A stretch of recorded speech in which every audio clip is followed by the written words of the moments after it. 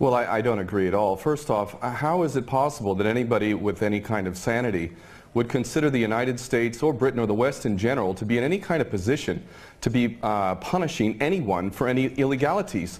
If we want to take a look at Iraq, there is at least 1 million, probably even close to 2 million dead. We invaded that country, destroyed it, created millions of orphans, millions of refugees, and never even so much as apologized for that. Let's go back to Vietnam, where we dropped 20 million bombs, more than all of World War II combined. We have destroyed so many countries. We have tortured and killed and maimed and raped around this planet. Who in the hell in their right mind would consider the United States or the West in general to be in any position to punish anybody? Never mind the obvious facts that this is a false flag attack and a long list of false flag attacks, which let's get into that, please. Well, we don't operate under international law. What we have is the color of law, the law of the jungle, in which the rich and the powerful basically determine what goes and what doesn't go.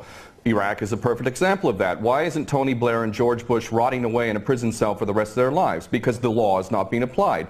These are war criminals and they should be in prison for the rest of their lives, if not executed, if their own rules were adhered to for their own crimes.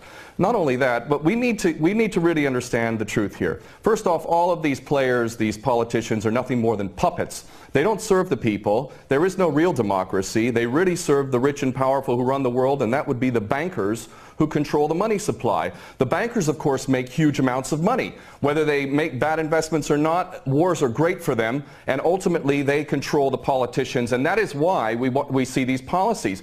Obama and Cameron are nothing more than puppets who read the script, and the script is we need another war. And the reason why we need another war, according to these psychopaths who are running the world, is because more and more people, despite the clueless masses who continue to be entranced by things so ridiculous as X Factor and American Idol, there is larger numbers of people around the world who are realizing the truth and beginning to recapture the capacity to think for themselves. And they can see that these people who are being put in positions of public trust are defying that trust and representing an agenda which they could never speak about openly, because they're nothing more than prostitutes and nothing more than minions for the powers that be.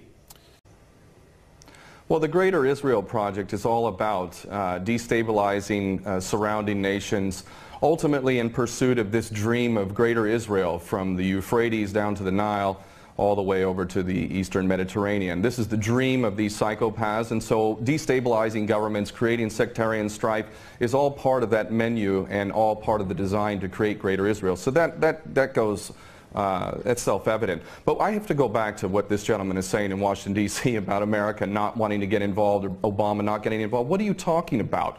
We have been arming people directly who are Al-Qaeda. Al-Nusra Front is Al-Qaeda. These people are psychopaths to the worst order. They are conducting suicide attacks. They are gassing people. We know Carla Del Ponte said in May that it was the so-called rebels in Syria that were using sarin gas, not the Bashar al-Assad regime. No, it was not. We know that the United States President is arming people who are on the U.S. terrorist list. He should be convicted of aiding and abetting, giving material support to a terrorist organization. But then again, you know what? We, the West, the United States in particular, Israel and Britain, are the biggest terrorists on the planet. So our little junior partners in Al-Qaeda, which is nothing more than a CIA database, thus the name Al-Qaeda, this is nothing more than a group of terrorists working together, each playing one different role, but all of them working together for the same goal, which is to maintain this hideous and sick and twisted, unjust world that we have, which is a perpetual state of war.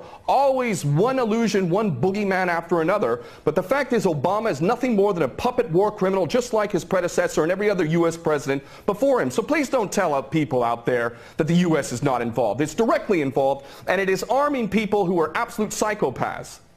Because the United States has never been interested in anything. Ken O'Keefe, go ahead. Has never been interested in anything other than war.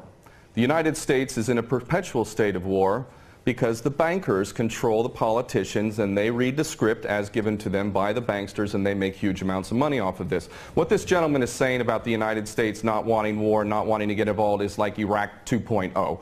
It's a repeat of the same rubbish that was said, oh, we don't want war, war is a last resort. That's absolutely untrue. It's a lie.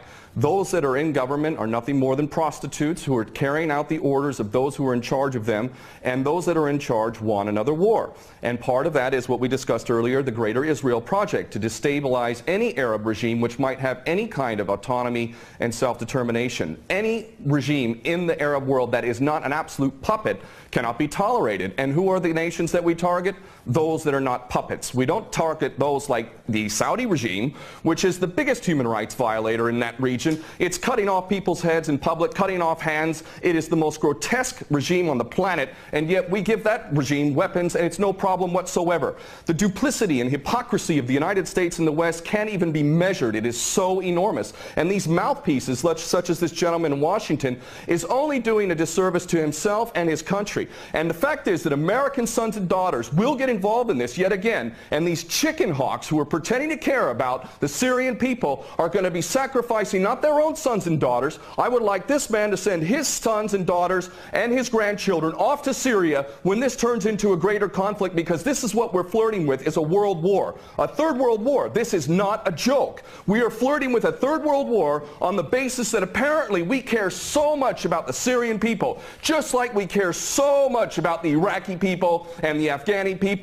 The only people that buy this sort of stuff are either bought-off prostitutes or the dumbest of the dumb. And we're also led to believe that Assad is the dumbest idiot dictator on the planet now, isn't he? Because he invited UN inspectors to come in, and he brought them in. On the very day that they come in, he decides to attack his own people 10 miles away from where the inspectors arrive. This is beyond ridiculous, and the only people that buy this, again, are bought-off prostitutes or the dumbest of the dumb. Well, there's no question that they don't intend for limited strikes, and that's not going to do anything. They want to go in full scale. That's the plan. Of course, they'll use pretext to be able to justify the initial attack, and then they'll concoct more things to justify a greater involvement. The Daily Mail reported here in the UK, and it's commonly understood to those who are paying attention, that defense contractors, leaked emails from defense contractors proved that there was already an approved plan from Obama down to give these psychopath terrorists, Al-Nusra Front, chemical weapons. We know that Al-Nusra Front, 12 individuals in Turkey were caught with 2 kilos of sarin gas. Where did they get that from? And this is, you know, clearly a false flag. We understand this to be true, and it's the only way that they could justify an attack at all. And I have to say, I'm happy that the gentleman in Washington mentioned Dempsey, General Dempsey of the Joint Chiefs, because I'll tell you what, more than anything else, it is the true American patriots, those who are sick and tired of having given up their life to basically serve the American dream, the American nation, the Constitution that they swore to uphold. It's those military men and women. It's you now. It's coming to you now. Are you a patriot or are you not? Are you going to let your nation descend even further into the chaos and corruption that has been so sick and so twisted that it's destroying American lives as well as the rest of the world, to the tune of 22 American servicemen a day who are committing suicide? Are you going to sacrifice more of your American sons and daughters for Israeli wars, for Zionist wars? Are you going to continue to do that because you are not a patriot? You are in fact aiding and abetting the terrorists you supposedly think you're fighting against. And those Americans who are waking up to this, I hope to God, in the military in particular, that you refuse your orders.